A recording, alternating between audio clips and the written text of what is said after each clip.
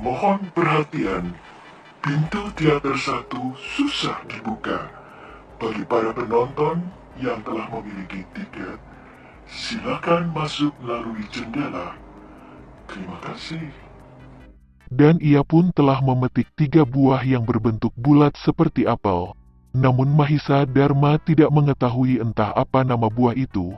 Untuk mengurangi rasa laparnya, Mahisa Dharma telah memakan buah itu dengan lahap. Sebentar saja ketiga butir buah itu telah pindah ke perutnya. Lalu Mahisa Dharma mengambil 2 butir lagi, dan memakannya pula. Setelah kenyang, Mahisa Dharma merebahkan tubuhnya di bawah sebatang pohon, guna melenyapkan letihnya. Telah hampir 3 hari ia tidak tidur, karena dicekam perasaan lapar dan haus diombang-ambingkan oleh gelombang laut. Kini selain hausnya yang telah lenyap, pun perasaan laparnya sudah tidak mengganggunya lagi, maka ia bisa tidur dengan nyenyak untuk melenyapkan perasaan letihnya itu. Namun belum lama Mahisa Dharma tertidur, ia mendengar suara berkeresek, seperti ada langkah-langkah kaki yang tengah mendekatinya. Sebagai seorang Mahisa Dharma yang telah digembleng oleh seorang guru yang memiliki kepandaian sangat tinggi seperti Kama Kanaka yang telah memberinya 9 macam tenaga dalam serta membuka 9 simpul nadi dan 7 cakra di tubuhnya. Tentu saja secara langsung Mahisa Dharma memiliki kepandaian yang tinggi pula dan memiliki pendengaran yang tajam yang mulai dia sadari. Lah terbangun dari tidurnya justru karena mendengar suara berkeresek seperti itu. Waktu Mahisa Dharma mendarat di pulau tersebut menjelang fajar dan saat itu waktu menjelang tengah hari, sinar matahari juga bersinar terik. Dengan penuh kewaspadaan Mahisa Dharma memandang ke sekelilingnya.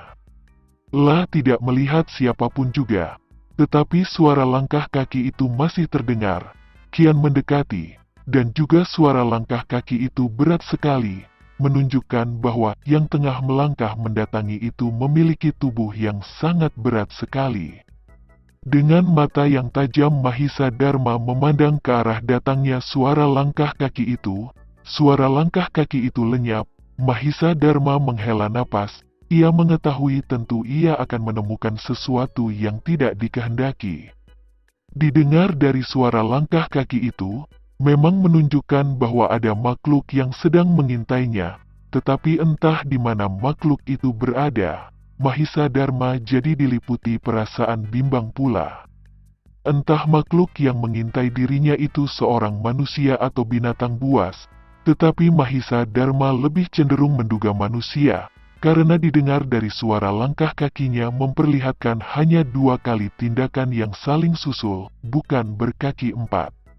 Juga gerakan dari suara langkah itu berat. Jika binatang buas tentu langkah kakinya ringan sekali, tetapi nyatanya langkah-langkah kaki itu lenyap dan sekarang tidak terdengar lagi.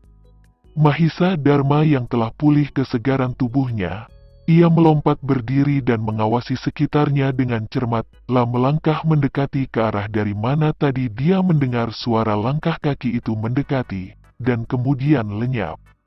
Lah melihat seonggokan rumpun yang lebat terdapat di situ, tentu makhluk yang mengintai dirinya bersembunyi di tempat itu. Dengan langkah kaki yang ringan, Mahisa Dharma telah melompat ke dekat pohon-pohon yang rimbun tersebut. Tetapi baru saja Mahisa Dharma ingin mendekati lebih jauh, tiba-tiba terdengar suara erangan yang menyeramkan, suara erangan yang aneh sekali, menggetarkan hati Mahisa Dharma. Suara erangan itu bukan suara erangan manusia. Entah suara erangan dari makhluk apa, Mahisa Dharma jadi kian berwaspada, karena dia menyadari bahaya tengah mengancamnya. Setidak-tidaknya makhluk yang tengah bersembunyi itu tentunya penghuni pulau ini. Waktu Mahisa Dharma tengah berpikir apa yang harus dilakukannya, di saat itulah ia mendengar lagi suara erangan yang aneh, mengandung kebuasan. Dan disusul kemudian dengan suara berkereseknya pohon-pohon yang tergeser dari samping Mahisa Dharma. Pemuda ini dengan gesit telah memutar tubuhnya sambil menoleh. Namun gerakannya itu disusul dengari segera dilihatnya sesosok tubuh yang berwarna putih dan tinggi besar, tengah melompat akan mencengkeram padanya. Mahisa Dharma jadi tidak sempat berkelit. Ia telah membuang dirinya ke samping dan bergulingan di tanah. Makhluk mengerikan itu mengeluarkan suara erangan yang lebih keras dan lebih menyeramkan lagi. Mahisa Dharma telah keburu bangkit berdiri dan sekarang ia bisa melihat jelas makhluk itu. Seekor biruang. Biruang itu memiliki bulu berwarna putih bersih, seperti salju. Hanya saja tingginya luar biasa, 2 kali ukuran manusia dewasa, dan juga besarnya bukan main, di mana kedua lengannya itu masing-masing sebesar paha Mahisa Dharma. Mahisa Dharma jadi bergidik juga melihat kehebatan binatang buas ini. Terlebih lagi waktu itu biruang tersebut telah menyeringai bersiap-siap akan menyerang dirinya, sehingga terlihatlah taring-taringnya yang tajam menyeramkan, tampaknya buas dan liar sekali. Mata binatang buas tersebut juga memancarkan sinar yang menakutkan sekali. Mahisa Dharma berusaha menenangkan goncangan-goncangan hatinya. Ia pun bersiap-siap untuk menghadapi terjangan binatang buas tersebut, karena tampaknya binatang ini liar sekali dan berbahaya. Apa yang diduga Mahisa Dharma memang benar, karena saat itu dengan mengeluarkan suara erangan yang sangat menyeramkan tampak binatang buas tersebut telah mengulurkan tangannya menerjang dirinya. Tetapi pemuda itu kini telah bersiap sedia, ia bisa bergerak gesit. Dengan cepat Mahisa Dharma melompat ke samping kanan, dan menggerakkan tangan kanannya menghantam punggung binatang buas itu. Buk, tangan Mahisa Dharma menghantam sesuatu yang keras. Rupanya tubuh binatang buas itu memang tebal dan kuat sekali, sebab serangan yang dilancarkan Mahisa Dharma tidak mengakibatkan apa-apa padanya. Dengan buas malah binatang ini telah membalikkan tubuhnya dan menerjang lagi pada Mahisa Dharma. 4 kali Mahisa Dharma mengelakkan diri dan selama itu pula ia bisa menyelamatkan diri dari terkaman binatang buas tersebut. Dalam saat demikian otak Mahisa Dharma juga bekerja dengan cepat. Ia menyadarinya, tidak bisa ia menghadapi biruang yang besar dan ganas itu dengan kekerasan. Maka ia mengambil cara untuk menghadapinya. Dia berpikir dengan mengandalkan ilmu meringankan tubuh mungkin bisa. Tiba-tiba ada visual muncul di kepalanya. Dia tak sadar, cakra mahkotanya terbuka memperlihatkan isi kitab penggetar bumi dan langit. Cepat sekali seakan hanya beberapa kejapan mata semua isi kitab penggetar bumi dan langit masuk begitu saja. Namun ajaibnya Mahisa Dharma memahami semua itu. Seketika tubuhnya merespon apa yang diinginkan Mahisa Dharma.